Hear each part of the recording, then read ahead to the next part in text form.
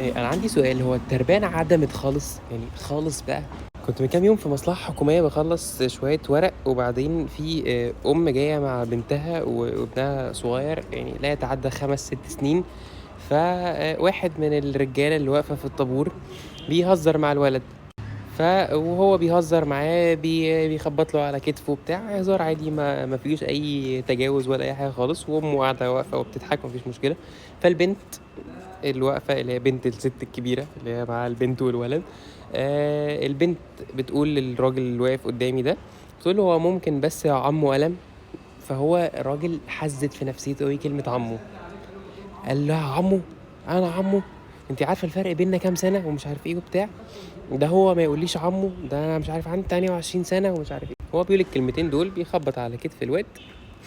الواد راح لفله وعمل له حركة غير لائقة بصباع ايده يعني،